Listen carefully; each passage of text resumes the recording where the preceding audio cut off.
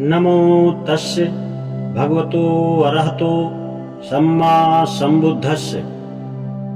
कुशल कर्म, अकुशल कर्म तथा पाप। कुशल कर्म करो, अकुशल कर्मों में भागीदार ना बनो, कोई पाप कर्म ना करो, यही बौद्ध जीवन मार्ग है।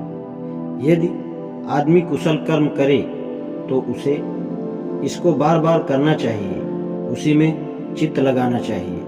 कुशल कर्मों का संचय सुखकर होता है।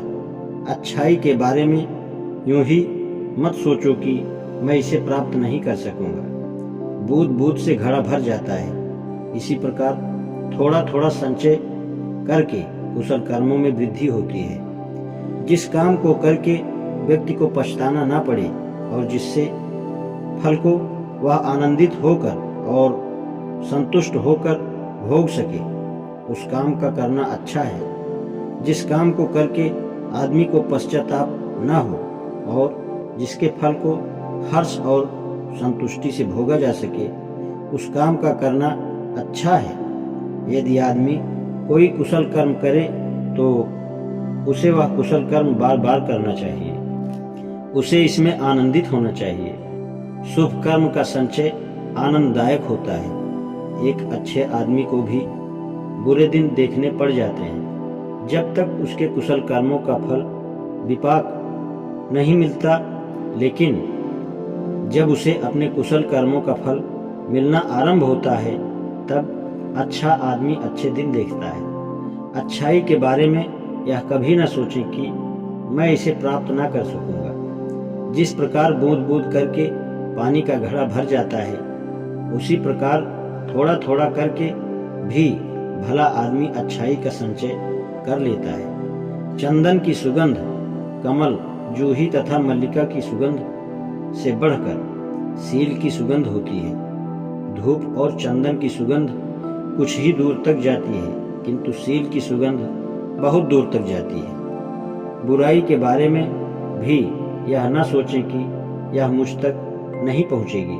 जिस प्रकार बूंद बूंद करके पानी का घड़ा भर जाता है, उसी प्रकार थोड़ी थोड़ी करके बुराई भी बहुत हो जाती है।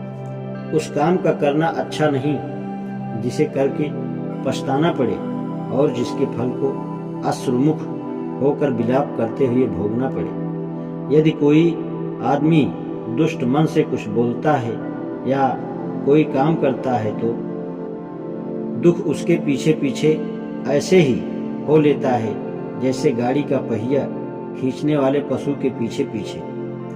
पाप कर्म ना करो, प्रमाद ना करो, मिथ्या दृष्टि ना करो। कुशल कर्मों में अप्रमादी हो, बुरे विचारों का दमन करो। जो कुशल कर्म करने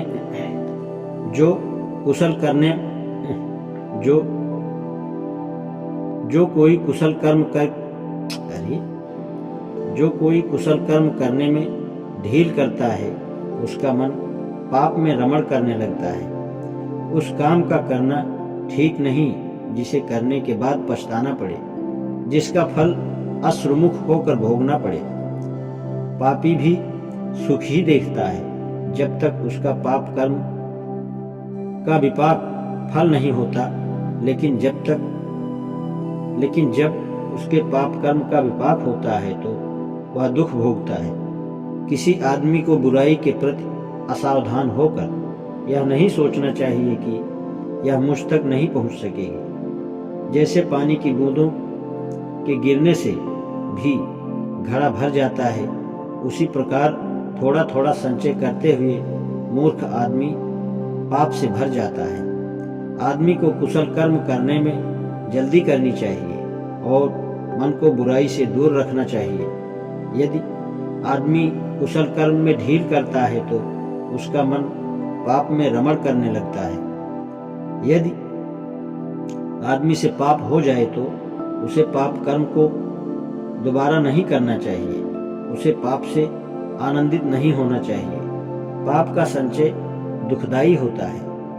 कुशल कर्म